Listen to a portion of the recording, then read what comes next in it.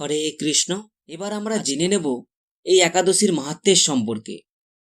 মহারাজ যুধিষ্ঠির শ্রীকৃষ্ণকে বললেন, হে জনার্দন, চৈত্র মাসের কৃষ্ণপক্ষের একাদশীর নাম ও মাহাত্ম্য কৃপা করে আমাকে বলুন।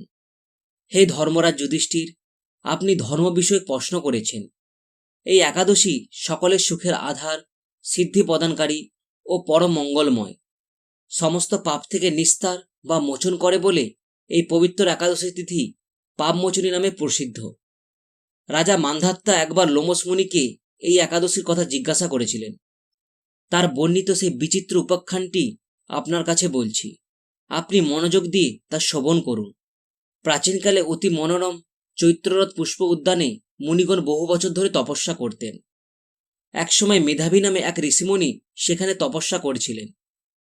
মঞ্জু ঘোষা নামে এক সুন্দরী অপ্সরা তাকে বশীভূত করতে চাইল, কিন্তু ঋষির অভিশাপের ভয়ে সে আশ্রমে 2 মাইল দূরে অবস্থান করতে লাগলো। বীণা বাজিয়ে মধুর সুরে সে গান করত।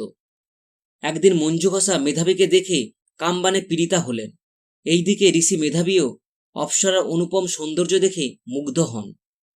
তখন সেই অপ্সরা মণিকে নানাভাবে হাবভাব ও কটাক্ষ দ্বারা বশীভূত করে। ক্রমে কাম পরবশ মুনি সাধন ভোজন বিসর্জন দিয়ে তার আরাধ্য দেবকে বিস্মৃত হন। এভাবে অপ্সরার সাথে কামপীড়ায় মুনির বহু বছর অতিক্রান্ত হল। মুনিকে আচারভ্রষ্ট দেখে সেই অপ্সরা দেবলোকে ফিরে যেতে মনস্থ হল। একদিন মঞ্জু ঘোষা মেধাবী মুনিকে বলতে লাগলো, হে প্রভু, এখন আমাকে নিজে গিয়ে ফিরে যাবার অনুমতি প্রদান করুন। কিন্তু মেধাবী বললেন, হে সুন্দরী, তুমি তো এখন সন্ধ্যাকালে আমার কাছে এসেছ, প্রাতকাল পর্যন্ত আমার কাছে থেকে যাও। মুনির কথা শুনে অভিশাপ ভয়ে সে অপ্সরা আরো কয়েক বছর তার সাথে বাস করতে লাগলো।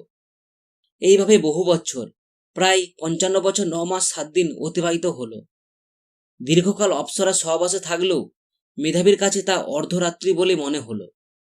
মঞ্জু ঘোষা পুনরায় নিজ স্থানে গমনে প্রার্থনা চাইলে মুনি বললেন, এখন প্রাতকাল, যতক্ষণ না পর্যন্ত আমি সন্ধ্যা বন্দনা না সমাপ্ত করি ততক্ষণ পর্যন্ত তুমি এখানেই থাকো। মুনির কথা শুনে ইতস্ত হেতে মঞ্জু ঘোষা বললেন, হে মুনিবর, আমার সহবাসে আপনার কত বৎসর অতিবাহিত হয়েছে তা একবার বিচার করে দেখুন। এ কথা শুনে মুনি স্থির হয়ে চিন্তা করে দেখলেন যে তার 56 বছর অতিবাহিত হয়ে গেছে।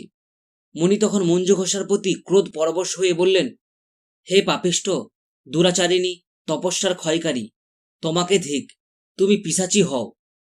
মেধাবী মুনির শাপে অপ্সরার শরীর বিরূপ প্রাপ্ত হল। তখন সে অবনত মস্তকে মুনির কাছে সাম্মোচনের উপায় জিজ্ঞাসা করল। মেধাবী বললেন, হে সুন্দরী, চৈত্র মাসের কৃষ্ণপক্ষে পাপমোচনী একাদশী সর্বক্ষয়কারিণী। সেই ব্রত পালনে তোমার পিশাচত্ব দূর হবে। মেধাবী মুনি তার পিতার আশ্রমে ফিরে গিয়ে বললেন, হে পিতা, এক অপ্সরা সঙ্গদোষে আমি মহাপাপ করেছি, এর প্রায়শ্চিত্ত কি তা কৃপা করে আমায় বলুন। উত্তরে চবন মুনি বললেন, চৈত্র মাসের কৃষ্ণপক্ষে পাপমোচনী একাদশী ব্রতের প্রভাবে তোমার পাপ দূর হবে। পিতার উপদেশ শুনে মেধাবী সেই ব্রত ভক্তিভরে পালন করল। তার সমস্ত পাপ দূর হল। পুনরায় তিনি তপস্যার ফল লাভ করলেন। মঞ্জু ঘোষা ওই ব্রত পালনের ফলে পিশাচত্ব থেকে মুক্ত হয়ে দিব্যদেহে স্বর্গে গমন করলেন। হে মহারাজ যুধিষ্ঠির, যারা এই পাপমোচনী একাদশী পালন করে তাদের পূর্বকৃত সমস্ত পাপ ক্ষয় হয়। এই ব্রতকথা পাঠ ও শ্রবণে সহস্র গোদানের ফললাভ হয়। এই ছিল পাপমোচনী একাদশীর মাহাত্ম্য। যারা যারা একাদশী ব্রতটি পালন করতে চায় তাদেরকে অবশ্যই এই ভিডিওটি শেয়ার করুন এবং তাদেরকে একাদশী পালনে উদ্বুদ্ধ করুন। নিজেদের মঙ্গল করুন এবং অপরেরও মঙ্গল করুন। নিজেরাও একাদশী ব্রত পালন করুন এবং অন্যদেরও একাদশী ব্রত পালনে উদ্বুদ্ধ করুন। অনেকের মনে প্রশ্ন হতে পারে যে একাদশী ব্রত কিভাবে সৃষ্টি হলো, কেন আমাদের একাদশী ব্রত পালন করা উচিত, সেই সম্পর্কে আমি একটি ভিডিও তৈরি করে রেখেছি আগে থেকেই। সেই ভিডিওটির লিঙ্কটি ডেসক্রিপশনে দিয়ে দেবো, নয়তো ভিডিও শেষে দিয়ে দেবো, আপনারা ভিডিওটি দেখে নিতে পারেন। আজকের ভিডিও এই পর্যন্ত। ভিডিওটি যদি ভালো লেগে থাকে তবে অবশ্যই লাইক করুন, শেয়ার করুন এবং চ্যানেলটিকে অবশ্যই সাবস্ক্রাইব করুন।